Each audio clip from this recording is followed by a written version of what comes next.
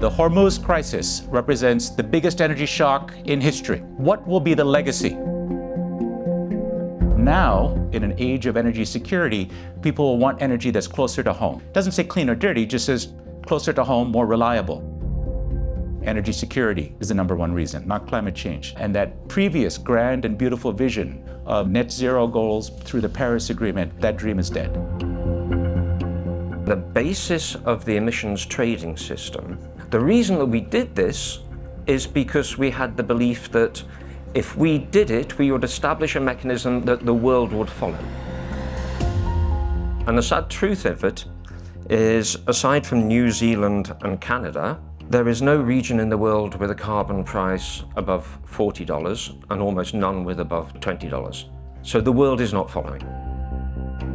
We have to ask ourselves, can and should we still do this? Should we still be a vegetarian in a world of carnivores? The energy landscape is being reshaped. In this context, it is very important to understand the global perspective and also the European response.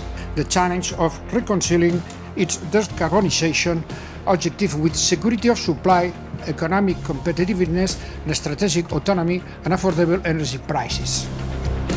This is not a linear process. Rather, it is a transition marked by tensions, trade-offs, and difficult decisions that require realism and pragmatism. If you're only demonstrating that if you deal with climate change, you reduce your competitiveness, you're doing the opposite. You're convincing countries not to do it. We've garnered the low-hanging fruits, but in order to deal with the next stage of decarbonisation that would get us anywhere near to 90% greenhouse gas reduction, we need an ETS price of 180 to 240. That will have a significant effect on competitiveness. So we have to be honest with ourselves. Europe cannot go it alone. Europe is too small a share of global emissions to make a difference. Europe should be pragmatic about how it pursues its policies, including opening its doors to the affordable clean energy technologies that are now available. The increase in availability of batteries in the last 5 years is more impressive than what happened with solar in 15 years.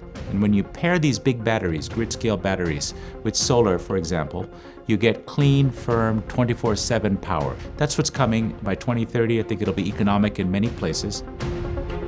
These are real game changers. So it enables Europe to rethink what it's been doing, and instead of saying, we will do sustainability, even at the cost of competitiveness, to change that dialogue to, we will do sustainability when it makes sense for us to do it in competitiveness terms. There's a question in the audience about the future of nuclear in Europe in particular, and whether we will get back to that or not.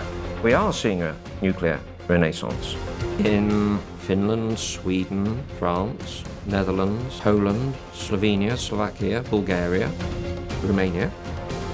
I think Europe will fail in the renaissance of conventional nuclear power. Europe needs to standardize on one design and then to build 10 of them, the way that the Chinese have done. Commit to building 10 or 20 on a fixed design. The same steel that's used in a Swedish nuclear plant should be approved in Spain without needing any extra permission. And similarly, the supply chain can build up.